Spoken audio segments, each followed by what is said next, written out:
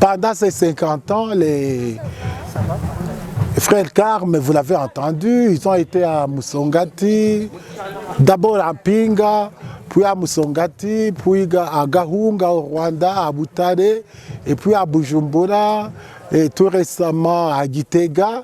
Donc tout cela, il laisse des œuvres, des réalisations.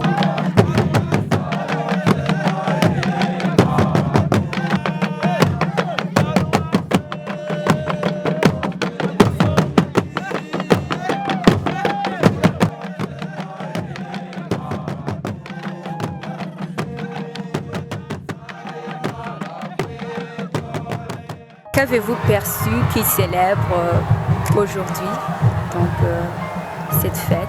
Bon, merci pour la question. Dans cette fête du jubilé de 50 ans de la présence des frères Carme au Burundi, au Rwanda, en voyant les cérémonies, les discours, en attendant les discours, je pense, j'ai perçu trois choses. La première, c'est la présence des frères Carme au Burundi et au Rwanda.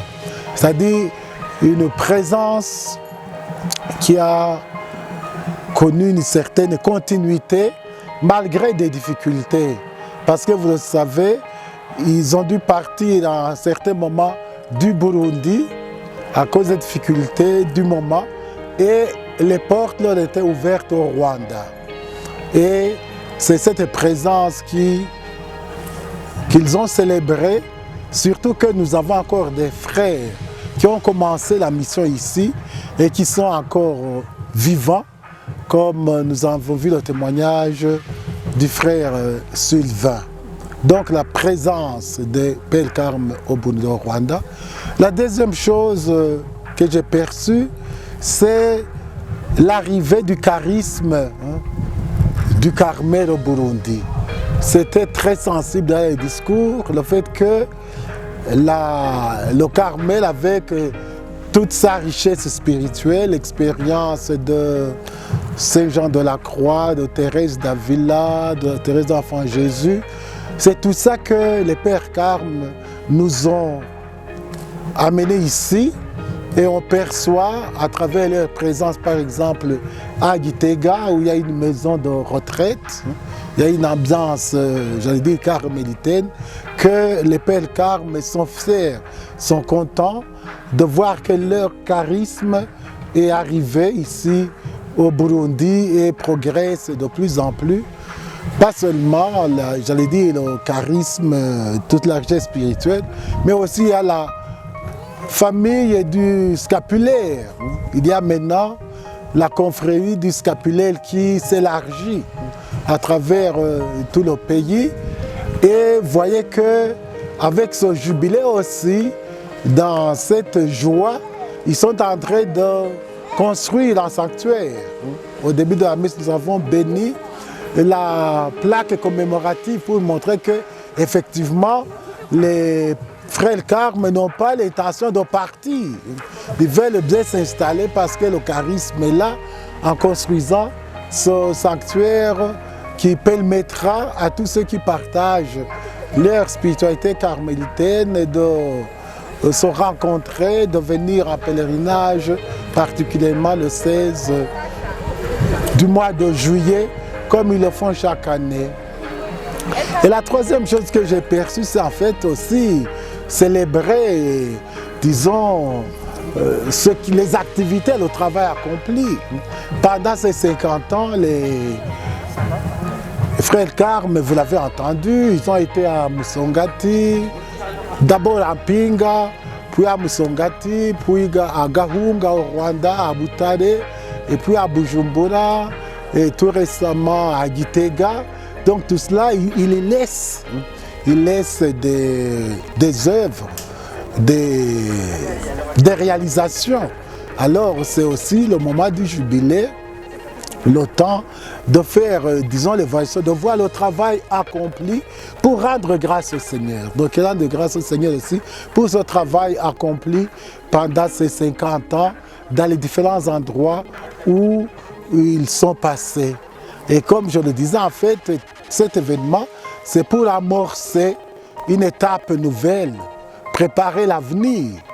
C'est providentiel qu'en célébrant le jubilé, il y a eu la profession de 5 nouveaux frères. Ça montre qu'effectivement, le Carmel a de l'avenir au Burundi. Et effectivement, nous souhaitons qu'ils puissent nous faire partager leur expérience et leur richesse spirituelle pour que les chrétiens du Burundi aussi puissent en profiter.